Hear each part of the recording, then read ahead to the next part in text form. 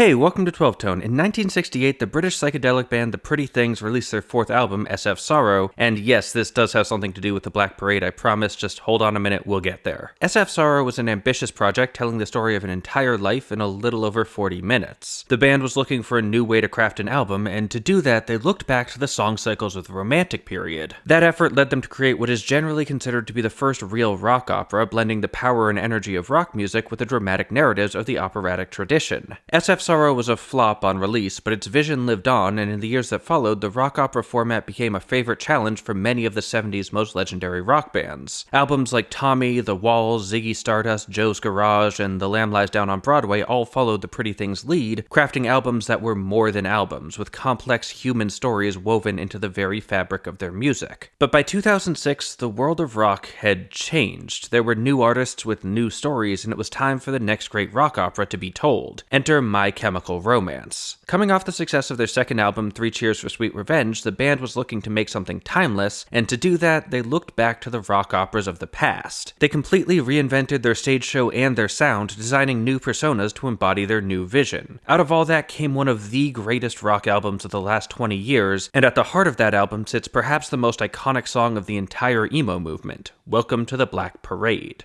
Let's take it apart. The song starts like this.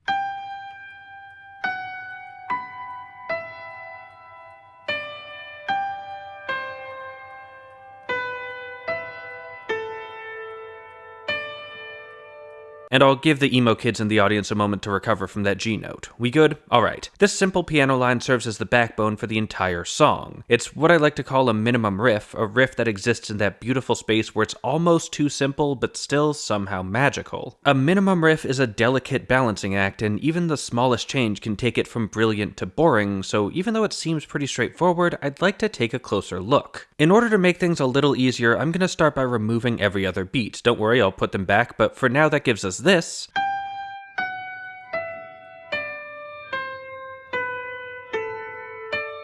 And suddenly the shape comes into focus. It's a walk down the G major scale. Descending lines tend to carry a sense of weight and seriousness to them, falling from the lighter higher notes down into the heavier lower register, and at heart that's basically what's happening here. Or, well, almost. We never quite make it down to the bottom. We get to A, but then instead of continuing down to G, we turn around and jump back up to D. This ending is super important, but before I get into why, I need to put those extra beats back in. Once we do that, the melody gets a lot more angular. At the heart of all that motion, though, is a simple repeated three-note motif,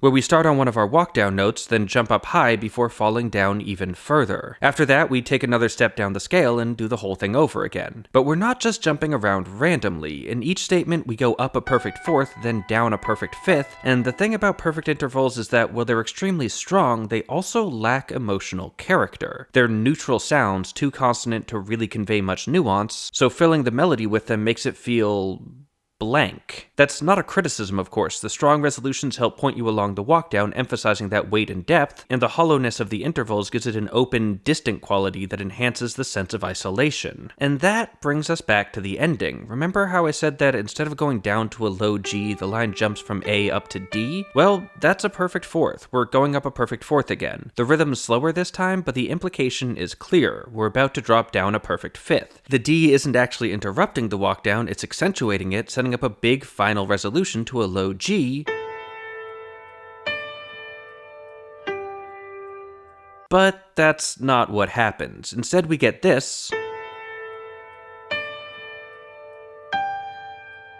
which, okay, so yes, that's still a G, but it's not the G we expected. It's tempting to assume that all versions of a note are functionally equivalent, and in many cases that's fine, but when your melodic journey is so clearly tied to such a big, powerful walkdown, a high G just isn't the same as a low G. It's the same note, but the impact couldn't be more different. By setting up a clear melodic trajectory, emphasizing it with a strong, repeated motif, and then subverting it at the last second by resolving in the wrong direction, the line is left feeling incomplete, cut off in the middle before it gets gets to fulfill its true potential, which is extremely thematically appropriate for reasons I'll get into in a little bit. Before that though, these perfect leaps do one more thing. They draw attention away from some of the notes in the walkdown and onto others. Half the notes get interrupted by the motif while the other half get resolved to, so those wind up feeling more important by comparison. If we extract only the notes that wind up emphasized,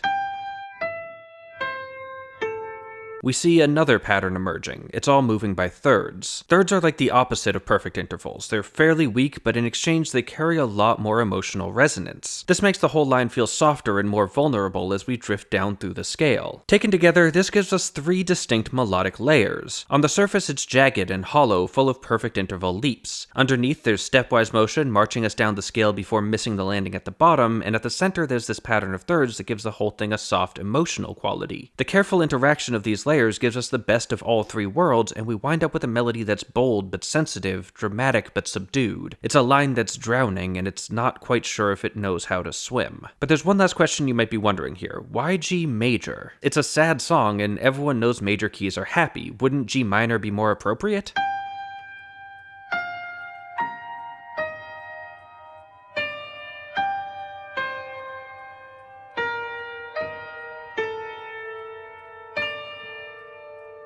I mean, that sounds good too, but no, I don't think it works better, and that's the problem with these sorts of cheat sheet style approaches to music theory. They can be a useful shorthand, but it's too easy to start thinking of them as absolute rules, and they're not. Music is complicated, and the impact of any musical device, including keys and scales, is always going to be contextual. That's why I prefer to describe major not as happy, but as bright. Bright things can be warm and inviting, but they don't have to be. Imagine looking out on a field of freshly fallen snow. It's bright, sure, possibly even blinding, but it's also cold and empty. There's a sense of distance and scale that makes you feel small and alone, and that's the sort of major I'm hearing in this intro. There's a lot of reasons for that, the perfect intervals, the downward march, and the slow, ponderous tempo, to name a few. But one factor that's easy to overlook is the sound of the instrument itself. The piano is a polyphonic instrument, which means it makes beautiful video essays and co-hosts a podcast with me. Wait, sorry, no, what I meant to say is that it means it's designed to play multiple notes at once. Even the simplest piano pieces tend to take advantage of that, accompanying the melody with bass notes, chords, or some sort of counterline, and you, as a person who's probably heard hundreds if not thousands of songs with pianos in them, know this. Maybe not consciously, but your ears know, and given that context, hearing a single note line played high on a piano is disconcerting. You keep waiting for the left hand to do something, and it just won't. To demonstrate what I mean, here's the same line on an instrument you're more used to hearing play single notes, the banjo.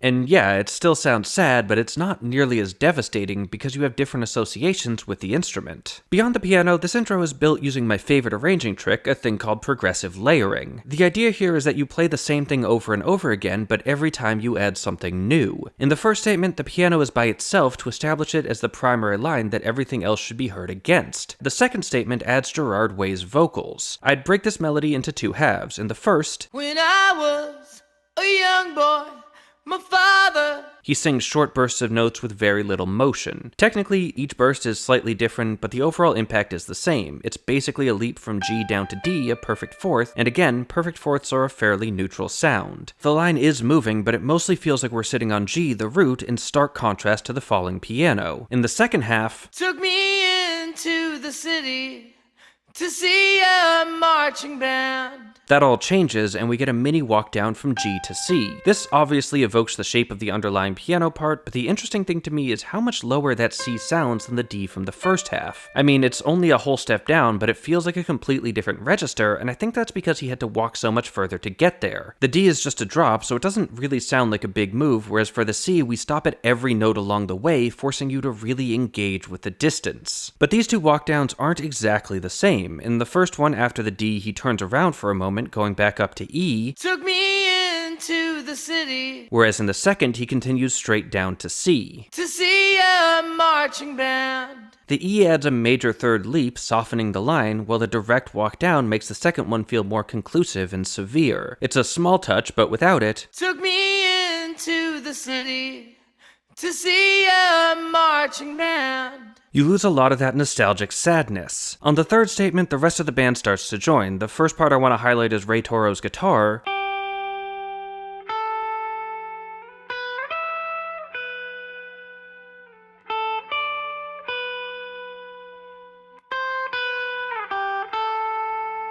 which adds another counter melody. Unlike the piano, which is all descending, and the vocals, which are largely static, this one starts by rising up, adding some contrasting motion, and then it does its own sort of walk down. Like, it mostly just centers B, but there does seem to be something of a downward trajectory. There's this EDC thing in the high accents and BAG in the low ones, but mostly, once it's done walking up, it's sitting on B, the major third. This is the primary modal note, the thing that tells us we're really definitely in G major. The piano kinda hides that note in the motif, and the vocals avoid it altogether, so adding a line that's actually built on the third calls your attention to that bright, cold sense of tonality I was talking about earlier. It's also operating on a new rhythmic level. The piano is dividing in quarter notes and the vocals are singing sixteenths, so the guitar fits comfortably in between them with some nice eighth note syncopation. It provides balance, which is essential for good progressive layering. The more important layer, though, is Bob Breyer's drums.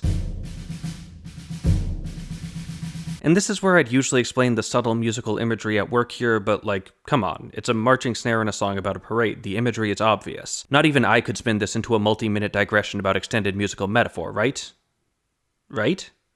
Okay, so here's the thing. The Black Parade is a rock opera. It tells the story of the patient, an unnamed character in the late stages of a terminal illness, and this song is the album's thesis statement. So yes, the parade is a memory, but it's also a metaphor. Specifically, it's a metaphor for death. But that's a bit of a cop-out. The whole album is about death. Every song is a different aspect of the patient's experience of dying. Mama is him wrestling with the idea that he deserves it. I Don't Love You is him becoming a burden to the people he cares about. And of course, the final song of the album, Famous Last Words, is him making the decision to fight and to live, to not go gentle into that good night. So it's not enough to say the parade represents death. What part of death does it represent? Well, I'd argue this song is about legacy. It's not a coincidence that the lyrics start with a memory of time spent with his father, who has presumably passed away. I don't know if that's ever explicitly stated, but like, come on. In that memory, his father gives him a set of cryptic instructions on how to live a good life, a life that's now being cut tragically short. It's implied elsewhere that the patient is quite young, probably still a teenager, so when his father asks him what he'll do when he grows up, it turns out the answer is nothing. He'll never get the chance. And that's why the parade image is so important. Parades are all about legacy and tradition. They carry things forward into the future, both literally and metaphorically. Parades are often recurring events, celebrating major holidays like Thanksgiving, New Year's, and Pride the same way each year, so they become focal points for cultural memories. They're also literally forward-moving objects. The parade marches on, and everyone who joins it does too. As Way sings in the chorus, though you're dead and gone, believe me, your memory will carry on. And the parade is an inviting image. Parades are fun. Joining them isn't scary, it's something to celebrate. In that sense, the parade can also represent the temptation to just let go. It's reassuring the patient that everything will be alright without him, like a siren's call that he ultimately rejects at the end of the album. But let's bring this back to Breyer. The marching snare is the most obvious parade element in the song, so it winds up serving as a leitmotif for that image and all the ideas that come with it. We'll see it a couple times as the song progresses, and each time it's worth keeping in mind all the baggage it's carrying. But I also think it's worth noting that we don't hear it right away. The drums don't join until the third statement, after Way has already started describing the memory. Instead of being this ever-present threat lurking at the back of his mind, we get to see the parade come into view as the patient does, slowly rising up in him as he reflects on the future he's going to lose. It's a gut-wrenchingly beautiful effect. Fortunately for the length of this video, the fourth and fifth statements don't add all that much we really need to talk about. In the fourth one, the main change is the addition of Mikey Way's bass, which adds some extra weight, but in terms of notes, it's just playing the walk down.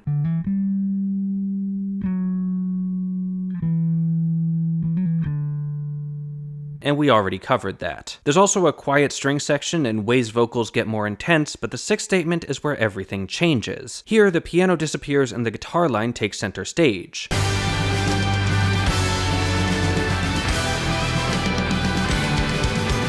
The bass drops down an octave, the drums switch from the marching pattern to a series of fills and crashes, and everything gets a whole lot louder. They play one statement without the vocals, then Way comes in to repeat the first two stanzas, but this time in an all-out scream. When I was a young boy, This is our climax, the thing the whole intro has been building towards, and it is intense. And that's the power of progressive layering. It lets you build indefinitely, adding new and exciting ideas slowly enough that when it all finally comes together, it feels like a revelation. At the end of that, they hit this big G chord, hang on it to let all that energy dissipate, and then everything changes again as we start the actual song. The first thing to mention here is the tempo. Things get a whole lot faster. I initially assumed it was double time, but it's actually even faster than that. We're going from around 75 BPM to 200. 200 beats per minute is largely the domain of punk, so the sudden drastic acceleration turns us from a sad reflection on the past to a desperate, angry plea for the future. They start this faster part by playing the chorus progression, so I'm gonna skip ahead and talk about the chorus first. Fortunately, this is actually pretty easy. If we look at the chorus progression,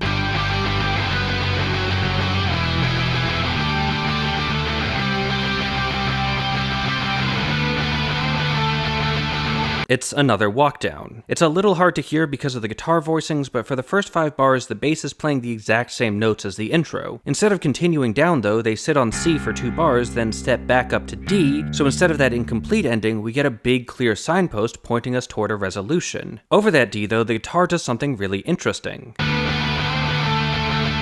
It sounds like a cadential 6/4, which...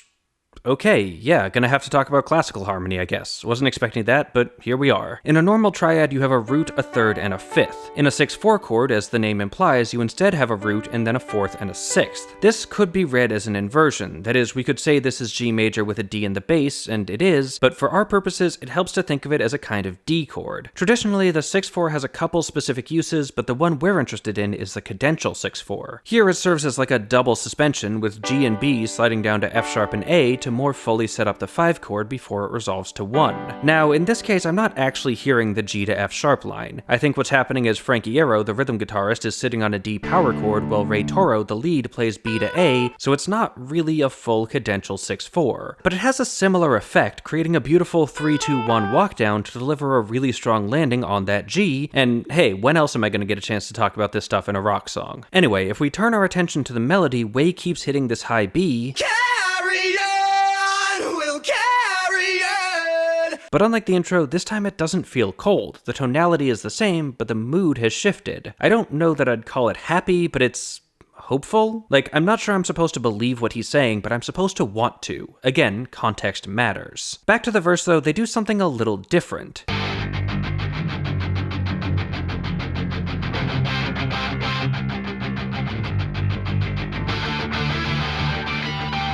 It's still the walk down, but it's kind of falling apart. Instead of the E, we get an F natural. Technically, this is the flat 7, which could be borrowed from G minor, but because we're so used to the walk down and we just heard the major 7th, I think it reads more like a sharp 6, which is eerie and unsettling. From there, we skip the D chord entirely, jumping straight to C. We play that for 2 bars, just like the chorus, but because of the missing D, those bars are shifted forward and we're left with a gap. They fill it with a return to G, disrupting the powerful 4-5 motion with a preemptive resolution to 1. And I think that's why we started with the chorus progression. The 2 sections have the same harmonic skeleton, but in the verse, it's broken. The chords are there, but they're not quite right. Everything's a little off balance, and that ties in really well with the story. The chorus reassures us that everything will carry on, but the lyrics in the verses are full of anxiety and doubt, and in those moments when the patient is doubting his legacy, the parade starts to break down. They play through those a couple times, then we wind up in the bridge, where we take a brief visit to the relative minor, E. The progression is dead simple, going back and forth between 5 and 1, which helps establish the new key quickly in the short amount of time available. I also want to highlight the drums here. Underneath the B chord, Breyer's playing a standard rock beat full of splashy cymbals, but whenever we go to E minor, he drops the cymbals entirely, replacing them with some runs on the toms. Replacing the bright, shiny cymbal sounds with deep, resonant toms further emphasizes the darkness of the relative minor. These changes add a cruel twist to the bright facade of the parade. It paints his desire for a legacy as selfish and self-serving, betraying a fear that he doesn't deserve to be remembered. The section ends by bridging the gap between the tonalities with a walk down in G minor, which returns us to our initial major key just in time for the breakdown. This is over the chorus progression, or at least almost. The first half is the same, but instead of 2 bars each of C and D, we get this,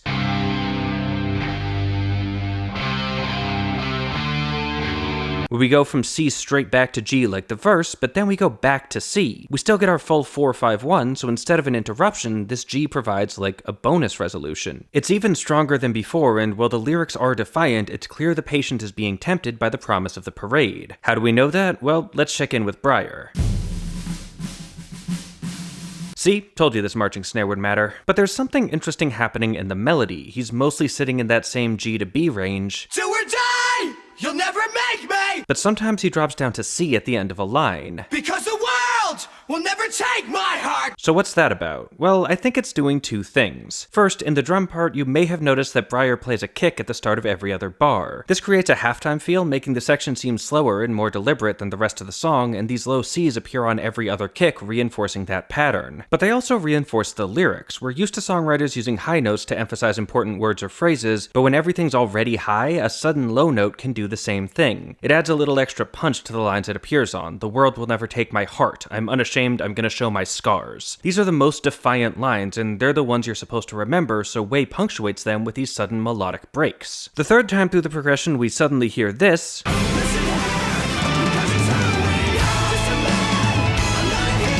which is a classic direct modulation. That's where you change keys by taking the thing you were already playing and just like playing it a bit higher. We've switched from G major to A major, and it feels both triumphant and desperate. Lyrically, the patient is questioning his importance, which you can hear in the increased strain the new key places on Way's voice, and in response, the parade is pushing back, promising even greater glory, represented by the soaring Brian May-style guitar solos that set up the key change. It perfectly captures both sides of the exchange in one musical gesture. And that's pretty much it. We get one last chorus in the new key as the patient concedes to the parade, then an extended outro over the chorus progression that layers the vocals from both the breakdown and the chorus,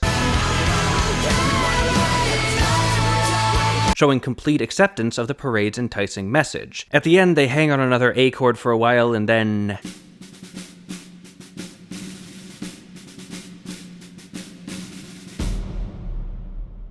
yeah, symbolism. And hey, thanks for watching. As always, this song was chosen by my patrons on Patreon. The poll to pick the next one goes up over there next week. Oh, and don't forget to like, share, comment, subscribe, and above all, keep on rockin'.